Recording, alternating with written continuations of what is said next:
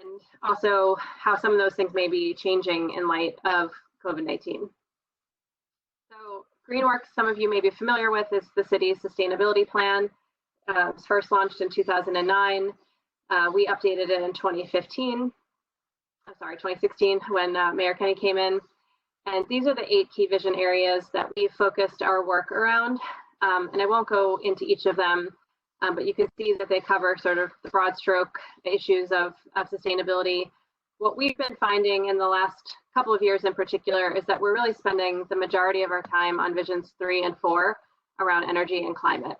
And that is because climate change is the most, sort of urgent issue of the day. And Mayor Kenny has thankfully stepped forward to agree to meet the goals of the Paris Climate Agreement, which has that sort of goal of reducing carbon emissions 80% by 2050.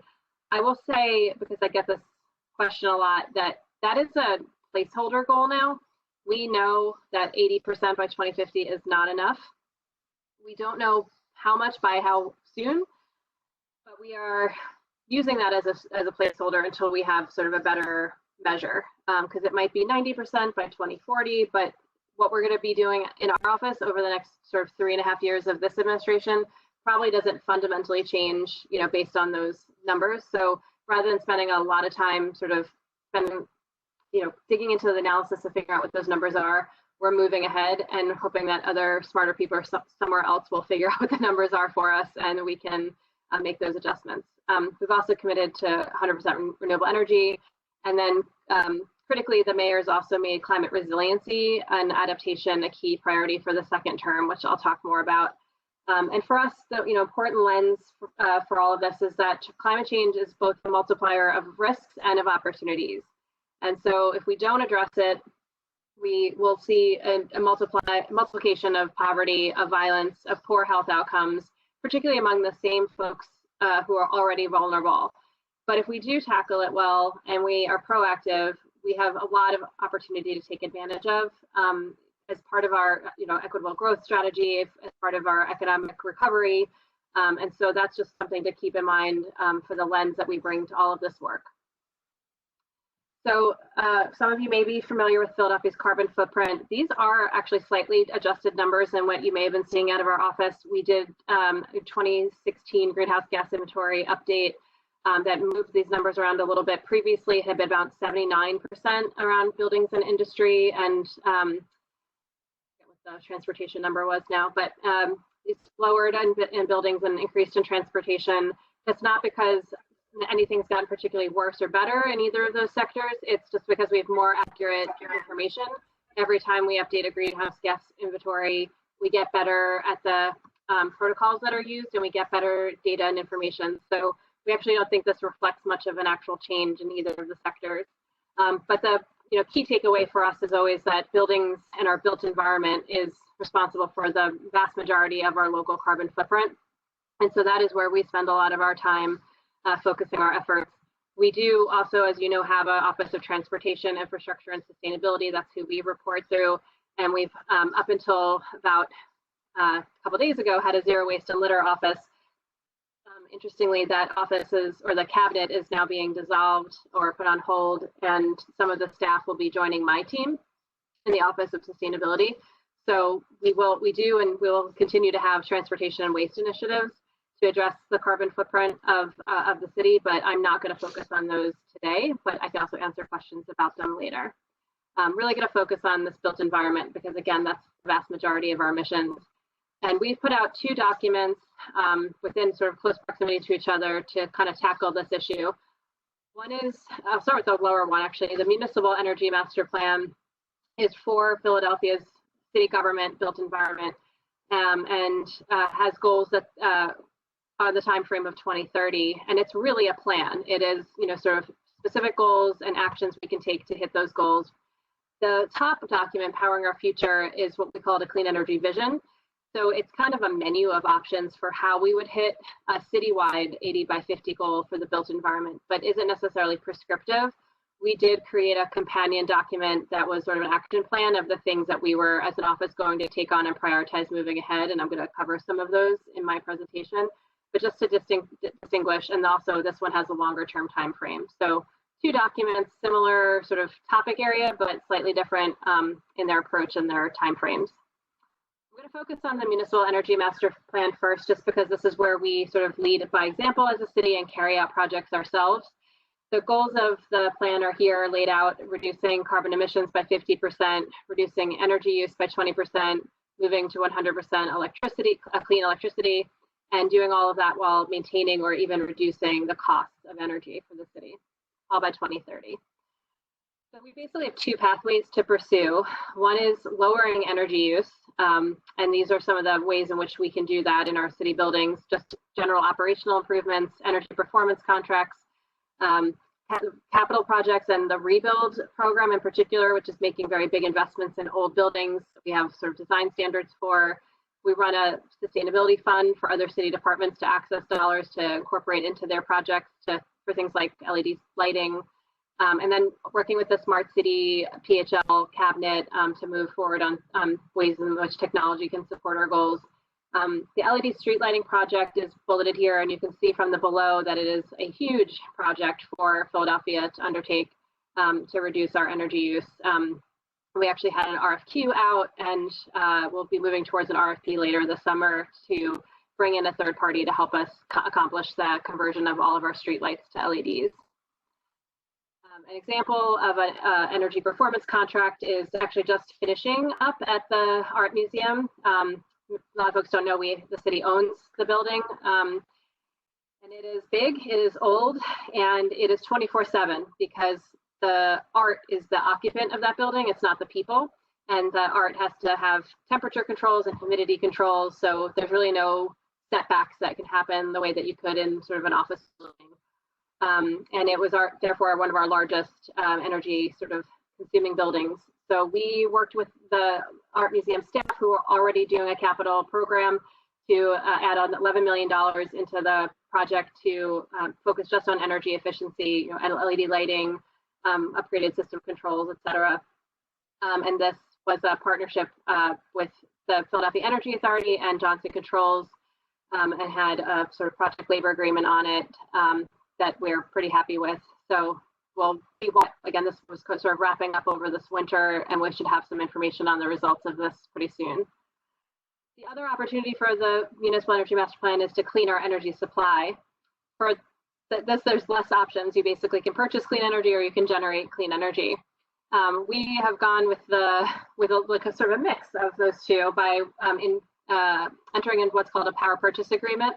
This is essentially a partnership with a third-party renewable energy developer. ENGIE was the company that began developing it and has now been sold. Sorry, Community Energy started it, and now it's been bought over by ENGIE.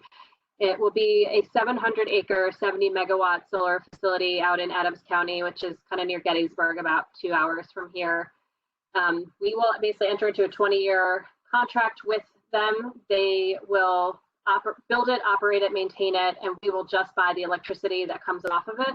And we've locked in today's prices for that, which is basically the same as what we've already been paying for electricity. So it is a budget neutral purchase for us, about $6 million a year, which is what we already have been spending for the same amount of electricity load. So we think this is a really important tool for large energy purchasers like cities and other institutions to be looking at. And we've been sharing our successes with many other of our regional institutions, and actually held a workshop that the Rocky Mountain Institute put together for our partners. And since then, SEPTA has announced a 35-megawatt facility. The University of Pennsylvania has announced a 220 megawatt facility, which, for context, our 70-megawatt facility was the largest in the state when we announced it by 7-fold. The next largest was 10 megawatts. So Penn just blew us out of the water with 220, and that's a good competition to be in. We encourage that. So this is something that we're pretty proud of, and we're glad that we could sort of forge a way ahead, and we think we'll see a lot more of these in the region moving ahead. Now, sort of moving over to the Powering Our Future. This is sort of the waterfall chart that shows how we hit that 2050, 80% reduction for the built environment. So the first 2006 chart is sort of our baseline. The green represents the reductions we've made through 2014. We've actually made a lot more since then, so that should be slightly bigger. And then the sort of mustard boxes show us the different pathways to hit that blue 2050 goal. And the sort of important thing to note here is that we have to do all of them. So that's, you know, the short story is we have to do a lot of things and we have to do all of them pretty quickly. But you can see how important clean electricity supply is, and that citywide solar is actually part of that, but we just pulled it out separately because there's sort of what we can do in Philadelphia and what we can have to sort of find ways to generate or buy outside of Philadelphia. And then next to that is energy efficient homes and businesses, which is again part of where we're going to focus my attention on tonight and where we've been spending a lot of our time because of how big of an impact that area has. So a couple of programs, many of you are probably familiar with energy benchmarking. It's been in law since 2012. Buildings over 50,000 square feet have to annually report to us their energy and water usage, and then we make it available on this sort of data visualization. A snapshot of that is on this page. We actually just worked with Green Building United to put out a report card on the program earlier in the fall and found a 20% reduction in greenhouse gas emissions and a 5% reduction in overall energy use in buildings that have been participating since 2012. And then we also saw that while our buildings are a little bit better than the national median on average, there's still many buildings that are falling below. So we know that there's still an opportunity to do even more. And that is where the building energy performance policy comes into play. Building off of that program, for many of the same buildings, it is not currently for multifamily for two reasons. One is multifamily buildings weren't required to benchmark right away. They had a couple-year lag, so it feels only fair to kind of give them a couple more years before they would join this program as well. But also we're not as sure that tune-ups are as effective in multifamily settings as they are in commercial. So we want time to answer that question before we apply that standard to buildings where it wouldn't be effective. But essentially it requires buildings to either achieve a high performance building standard, and if they don't, then they would have to perform a tune-up on their building every 5 years. And a tune-up is really sort of a lighter touch sort of way of making sure that the existing building systems are operating as they were designed to and operating as efficiently as they can. So we're not really requiring a major retrofit. However, if a major retrofit helps you achieve a high performance standard and that's your preferred pathway for compliance, then that would be fine too. This is a large sort of way of meeting some of our carbon reduction goals, as you can see here, but also creating local jobs. And I think that's something we want to put more thought to in part of our sort of economic recovery strategy. Is, you know, these buildings can't move out of Philadelphia, and so if they need to be tuned up in any way or fixed, those are local jobs that could be generated here and help get people back to work or support the job they already had that has been affected by COVID. The compliance period currently would begin in 2021, although we are questioning whether we want to push that back slightly given sort of economic impact that we're experiencing. Here's a whole slew of renewable energy programs. The first one actually straddles both energy efficiency and renewables, the Commercial Property Assessed Clean Energy Program, which was launched about 6 months ago and has already generated millions of dollars of investment in buildings in Philadelphia. This is a program that allows a commercial building to finance their property improvements, doing again either efficiency or renewable programs through their property taxes, and the improvements then stay with the building. So if the building is sold, it sort of continues on with the next owner, and it allows you to sort of stretch that investment over a longer period of time, which we know is more attractive to folks who may not be holding on to their buildings for decades and decades the way that city does and other sort of institutions do. The rest of these are really solely in the renewable category. We received a gold designation from the U.S. Department of Energy's Solar Spark program for reducing barriers to solar development, things like making permitting easier and faster, et cetera.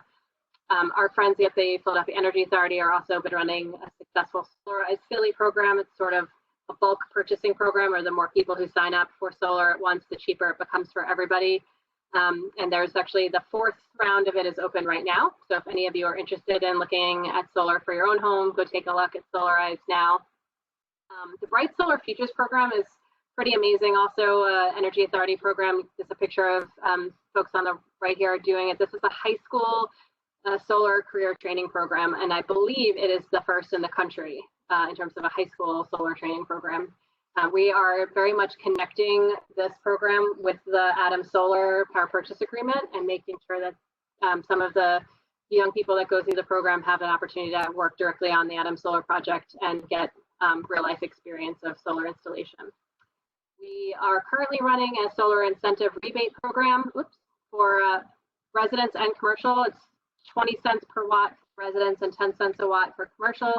And that, if you are thinking about going solar and you want to take advantage of that, you should do it now, because that has unfortunately become something that is going to be cut with the budget crisis that the city is facing. So it's still working, it's still in effect until I think the end of July or the beginning of July, and then it will probably go away.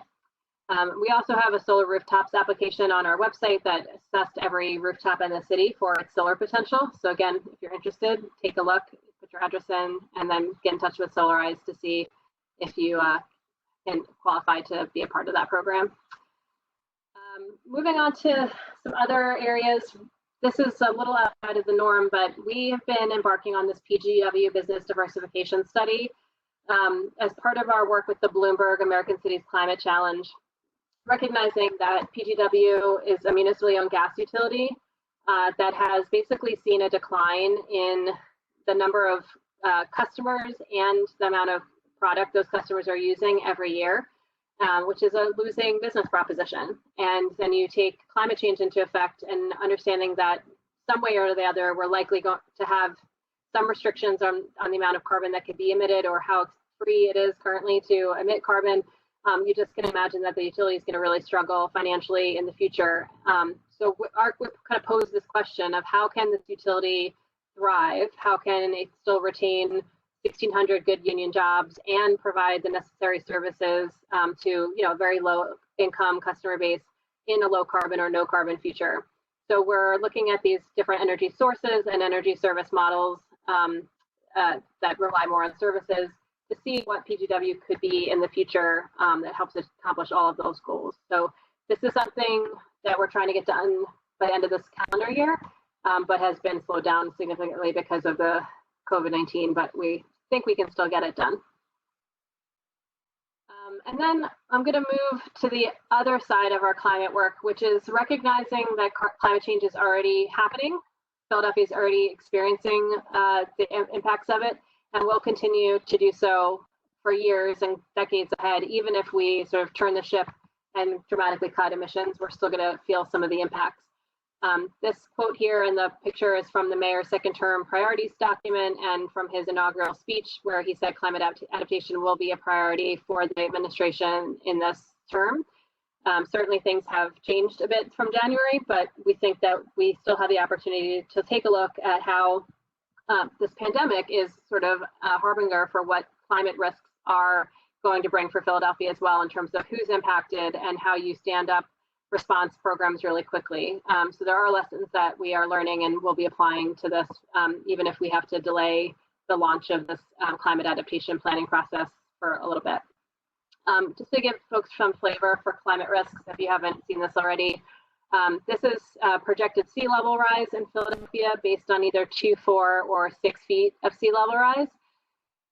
And those are based on different sort of emissions models. I think right now we're looking somewhere, the emissions that we're currently on track with are looking closer to the 4 foot sort of middle area.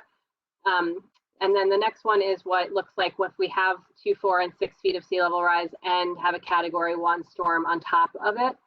And so in both ones, I would just point out, the airport and the Navy Yard in sort of Southwest Philadelphia, Eastwick area are highly impacted, but the rest of the city is less so. And I think it's important to say that because if you look at similar maps for Boston, New York, Baltimore, DC, they look a lot worse. They're much closer. We're like 200 miles inland. So we're not going to see the same impact from sea level rise. And therefore it is projected that Philadelphia will actually see climate refugees and sort of population growth due to climate change happening in other cities that won't be able to find places that are not underwater to live in Philadelphia. So maybe a silver lining or sort of more positive part of this is that we may actually see growth because of climate change. The other map to see is the average surface temperatures, which is not a projection. This is current. So those dark red neighborhoods could be as much as 22 degrees hotter than those cooler blue areas of the city. And what we know is that climate change projections tell us we could have as many as 4 to 10 times as many days over 90 and as many as 16 days extra over 100 degrees by the end of the century. So if you think about what that would look like for those red areas that are already hotter, that could be really devastating. And should also say that those areas, when we overlay demographic information, are all communities of color, they're all low-income communities, and they're all areas that have had a history of redlining in the past. So we really are using this project as a demonstration of how climate change is a racial equity issue and a social equity issue as well. So that is how we got to this Hunting Park Heat the Heat project. We identified one of the neighborhoods that was both hotter than average and had heat vulnerable population, and reached out and started working with community members to ask them, how do you cope with heat? What would you like to see to better cope with it? What would you like to see to cool your neighborhood down in the long run? And so the full report you can find on our website, but I'll just give you a flavor for what's in there. One is understanding the why Hunting Park is so hot and why other neighborhoods are so hot. So the location of industry is much higher in these neighborhoods in general, but as well as other sort of paved buildings, roads, surfaces that are, pulling in heat and holding it and contributing to the urban heat island effect. Again, looking at the sort of racial history of the city, communities of color were often forced into areas of industry, or industry was cited in communities of color, sort of intentionally. So we're still grappling with some of that legacy today. The second piece is that tree canopy is much lower in most of the hotter neighborhoods, only 9% in Hunting Park compared to 19% as the citywide average. So we know that that's a critical part of the longer term strategy, but even if we did mass tree plantings today, they won't provide the shade that you would want to see for a couple decades. So we kind of have to do both the long term work and still help people stay cool today while we're waiting for that shade to come in. And then the last one is, again, more of those black roofs. And I think what's interesting here is we have a similar aerial shot of other neighborhoods like Graduate Hospital or Fairmount, where you've seen a lot more development and investment in the last couple of decades. And since the city's had a law on the books since I think like 2009 maybe, that roofs have to be either white or reflective when they're being redone, you can actually see where gentrification has happened, where roofs have turned over from blacktop to white top or reflective. You don't see that in Hunting Park. You still see the prevalence of blacktop roofs. And knowing that there's more sort of issues than just the color of the roof, but the structural integrity of the roof, it's hard to kind of just say, oh, I'll put a cool roof coat on it, and that's simple. It's more expensive than that in this community. So we know what some of the answers are, but how we pay for it is a second question. But the community did identify a bunch of different opportunities. Greening and trees is sort of a main one. And, I think anyone who's lived in Philadelphia for a long enough time, you may know that there's this perception that neighborhoods that don't have a lot of trees, just because the people don't want trees. I live in South Philadelphia. We get that down here quite a bit. That is not the case in Hunting Park. There were sort of two groups of people in Hunting Park who were at first kind of iffy about trees. One was those for whom Spanish was primarily their language, where the city's communications have just not really been translated into Spanish about how to get a tree, how to maintain a tree, the benefits of it. So Esperanza, an organization in Hunting Park, has now been providing Spanish tree tenders programs for like the last 2 years, and they've planted hundreds of trees in that time, now that people are actually getting information about trees in their primary language. The second group of folks were generally older and had just sort of these bad memories of inappropriately sized trees being planted on their blocks and kind of ripping up sidewalks and causing problems. So that was just a simple conversation about, the city knows better what kinds of trees work better. And also, this is the value of, the trees in terms of staying cool. And people kind of switched their opinion very quickly once they heard those two things. And so the polling, we did a survey of about 530 residents in the community, and 62% ultimately said they wanted to see more trees in the neighborhood, which is definitely not the perception I think that folks had before we did that surveying. Staying cool in public spaces, particularly of a topic right now, given the sort of impact that COVID-19 is having on the city's normal cooling plans. The second bullet there, community heat relief network, is actually something that we were planning on launching with Esperanza and with Pennsylvania Interfaith Power and Light. It's basically to sort of overlay the city's community cooling center program, which generally operates out of libraries, but there's no library in Hunting Park. So there's really no sort of community or city-run space for people to go to besides the pool, which is very well used there, but not everyone is ready to go to a pool or can get to a pool. So there was the idea that if we have these churches and other faith institutions that are pretty empty during the week and want to serve their community, so could they offer up their air conditioned spaces, and could other partners offer up things like food or a projector and movies or things to bring people together and create a space where people can come and get some relief from the heat during the day, particularly just during heat emergencies. And so that was actually going to launch. We had 4 locations and partners all pulled together, and now we're not sure if it's safe or how to make it safe in order to do that. But we're hoping that we can still maybe do a modified version of that heat relief network this summer. In the staying cool and safe at home, we've heard that most people did have air conditioning. Only about 5% said they didn't have access to air conditioning, but closer to 70% said that they were often not running their air conditioning because of concerns about the cost. And so that LIHEAP during summer months recommendation was on our radar from the survey 2 years ago.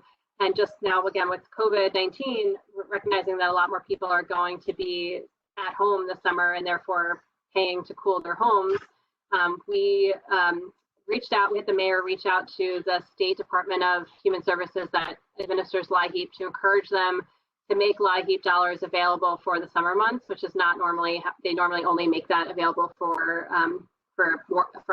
PGW or for gas and heating bills. And they have announced that they're doing that. Last Monday, they launched the program. It will run through August. So we have to get that information out there, since most people who are familiar with LIHEAP think of it as a heating program, and we need to make sure that they know it's now available for cooling support as well.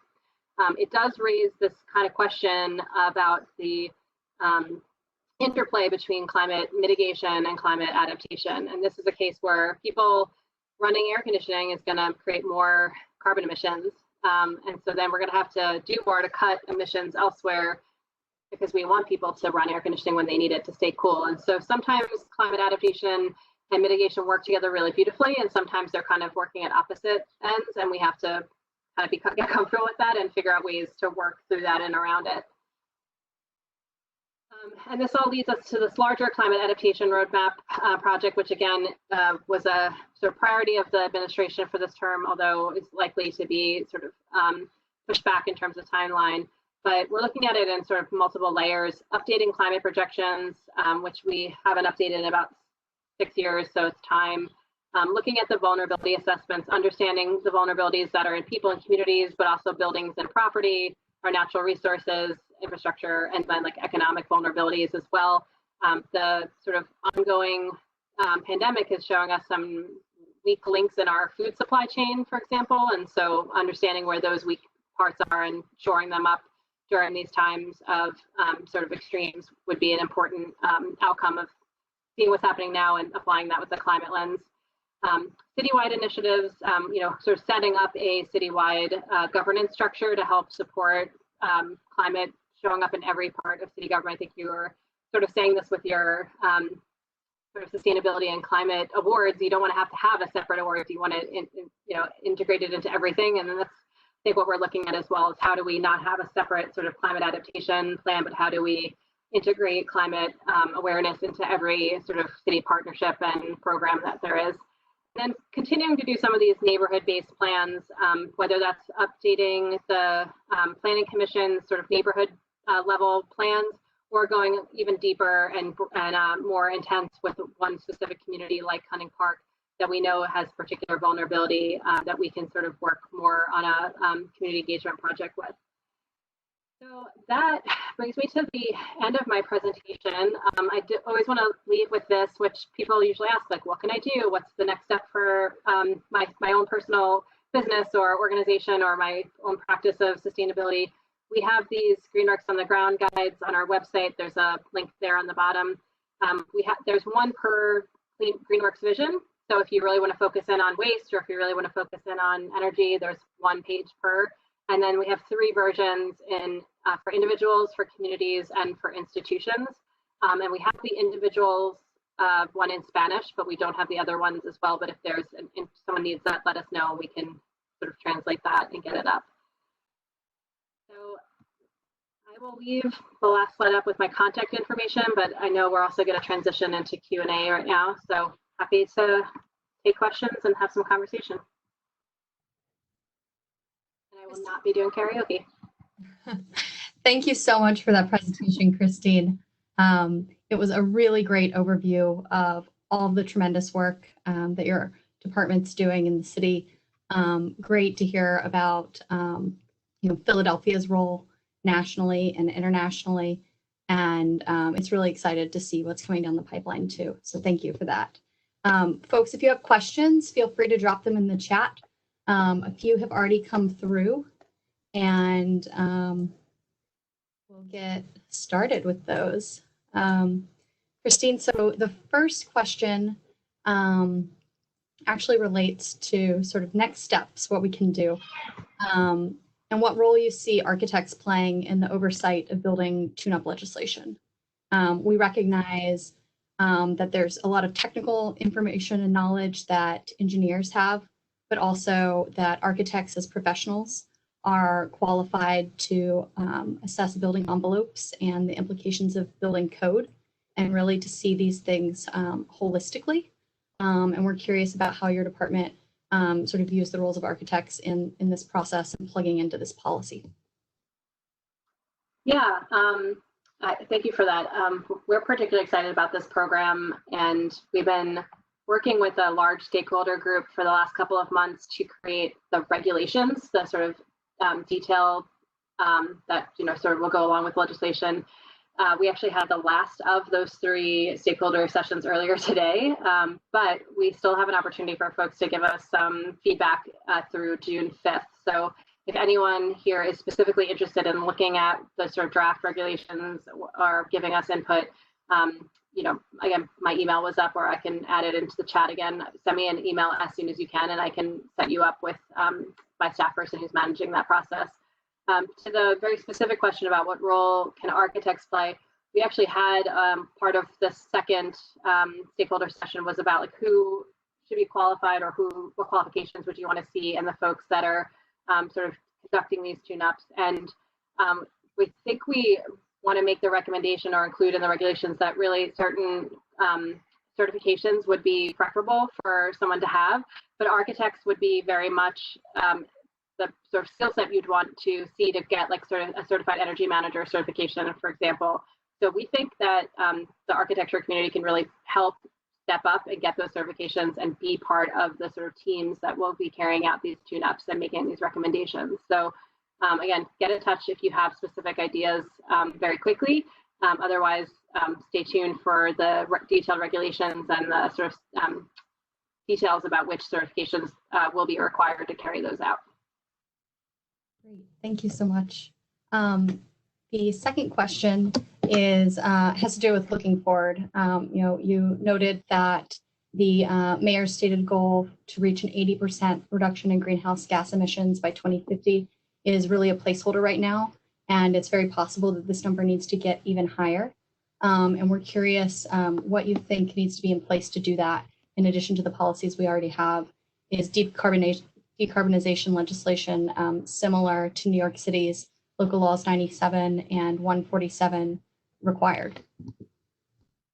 Yeah, so I think that's where some of the PGW study is really important. We know that gas usage in the city is responsible for almost 20% of local emissions. And so while renewable electricity is a fairly, it's not that easy of a goal to get to 100% renewable electricity, but it's easier because we have much clearer sort of pathways to do that. Addressing the thermal load is going to be challenging in cities like Philadelphia that have, really cold winters. We've actually estimated what it would cost to move City Hall as a building off of gas, and it is astronomical. So we know we need, cost-effective solutions in a city with a poverty rate as high as ours, with limited, sort of dollars flowing to be able to address that. So we hope that this PGW study will really help find out what some of those really promising pathways are to address the thermal load. I do think how we build buildings and also how we retrofit our existing buildings, which is sort of the harder part of the equation, is also critical. Again, I showed the numbers of what it would take just to do 80 by 50, which is not enough. And, sort of buildings is the energy efficiency of buildings is a key piece of that. And then moving those buildings to renewables and getting that clean grid is critical to that. I don't think I said this clearly, but we do not achieve 80 by 50 if we don't have 100% clean electricity grid by 2050 as well. So all of our electricity has to be coming from non-carbon sources for that to be a remote possibility to achieve that goal. And we don't, own or operate the grid. We don't make those decisions. So all we can do is sort of move the grid in that direction with our own purchasing power and encouraging others to do the same. And we actually have been lobbying and started a cities coalition of other cities who are in the PJM grid territory to start advocating for PJM to create policies that help support that growth. So we're kind of acting where we can, but I just need to say that it's important that everyone else does it too. That's part of the takeaways, right? We have to do all of these things, and they're not all in the control of the city. Yeah, definitely. The next question relates to some of the city's responses to COVID and how you really see zero waste in the litter cabinet being repositioned within your department, and what great policies and legislation that's been put in place will be able to be maintained and prioritized. We definitely still want to keep a lot of the great work moving ahead. We have the additional staff coming into our office, so we know that we'll have the capacity to keep at least some of it moving ahead. I think we're trying to make a distinction between the zero waste part and the litter part. I think it makes a lot of sense for us to continue to drive on zero waste initiatives, and it probably makes less sense for us to become the litter office. The streets department, CLIP, other departments kind of have the litter piece, I think, a little bit more under control. There's also some litter enforcement pieces that will live on in the license and inspections and the DA's office and the police who enforce on those sort dumping and other issues. So we're trying to kind of figure out exactly which pieces of their work we will carry on, but we've been really close partners since the establishment of the cabinet. So it's not going to be that big of a shift for us to kind of incorporate that in. I think it may just be, the physical movement, which no one's moving right now. We're all working from home, but how we merge together our website or our messaging or those types of things. Great, that's really great to hear. The next question is about our PACE legislation and any types of specific financial incentives that are being looked at for carbon solutions for existing buildings and new construction, specifically in residential work. Yeah, so I haven't heard anything about our PACE. So for folks who aren't familiar, CPACE passed at the state level to enable commercial PACE, but residential was specifically left out of it intentionally. And I'm not, thankfully, that involved in state level politics anymore to know what the hang up was about residential. But it was definitely very clear that they did not want residential PACE to be an opportunity. And so we can't do it locally unless the state enables it. I would probably look to, folks like Penn Future or Green Building United or others who may have more of a pulse of what's going on in Harrisburg around that for insights. I used to do that when I worked at Penn Future, and like I said, I left that behind. I try not to go to Harrisburg anymore if I don't have to. I do think that there's still opportunity to look at other financial incentives. This is the Christine Knapp idea, not the Office of Sustainability idea, but I've long looked at our 10-year property tax abatement as a way to incentivize. There's been this debate for a couple of years now. Should we have this incentive? Should we not? Should it go away completely? It kind of feels like to me, it's something that you should earn by doing something that the city would find value in. So if you do historic preservation, if you build, a passive house, residential home, if you build affordable housing, whatever the things are that the city sort of values and would want to prioritize, then you get, well, maybe not 10 years, but you get 2 years for this, 3 years for that. So that's my personal take on sort of the types of incentives that I think could help. But that is not, I'm not a legislator, and that's not an official city position. No, that's a great idea. And we'll dig into the state policy and share that back out with our group. We're getting close to time, but one final question. You talked about how the city has focused on sharing solutions and lessons learned with other regions and other states through the work that you did with the Rocky Mountain Institute and other groups. It's something that we have to continually remind ourselves to do as architects too. And the AIA's framework for design excellence on sustainability really asks us to share lessons learned within our community. And it's something this group tries to do. So do you have any advice for us from the experiences you've had? Yeah, we're lucky too. We have a couple of networks that we're a part of. There's an Urban Sustainability Directors Network that is basically all of the people who have my job or similar in 175 US and Canadian cities. And we have this very robust network for sharing best practices. And we have an annual conference, which was supposed to be in Hawaii in October and is now canceled, and I'm heartbroken over. But it's just such a fantastic way to hear what other cities are doing and to share with each other. So we also have international networks like C40 that we're a part of as well. And so I think, the AIA network around the country seems like that's also a great opportunity to share and hear from each other what your successes are, what your failures are, what you tried and didn't work is just as important, how you're engaging with the community, what tactics are working in terms of communication.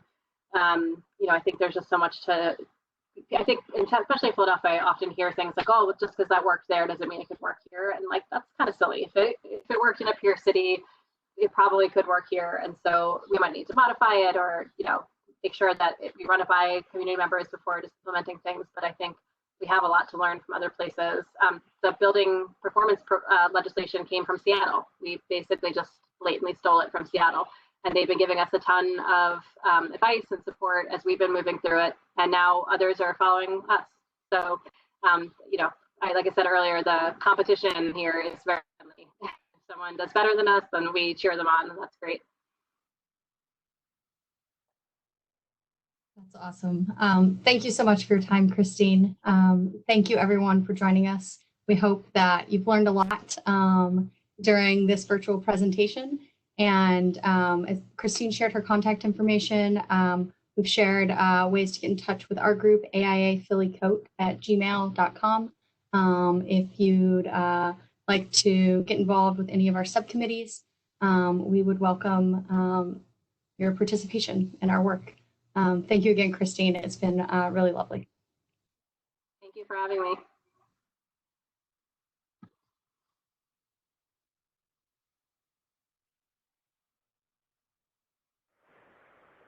And I will say that anybody that wants to just hang on and hang out for a few minutes, we'll continue to stay on the line.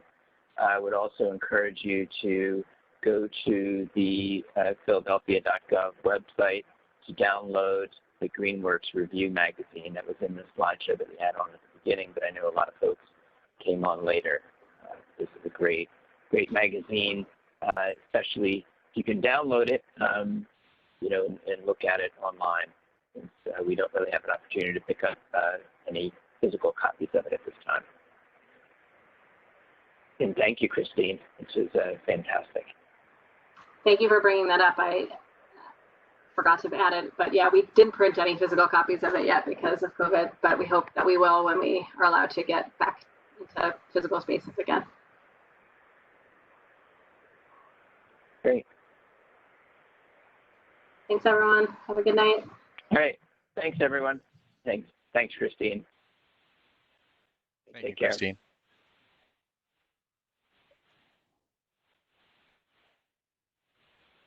I know folks on the chat window, I added one more comment about the RPACE legislation, that one of the reasons why it was not passed was because the residents could be saddled with loans from fly-by-night contractors and people with ulterior motives who are just getting residents to, take out loans for improvements for elements that may not have significant energy savings. So the state was very reluctant to set that loose onto the populace without some further means of oversight. They felt that the commercial buildings had that level of control, and with the quality of engineers that are typically involved in commercial projects, that they would have some of that oversight, and the owners tend to be a little more wary of payback at the commercial scale.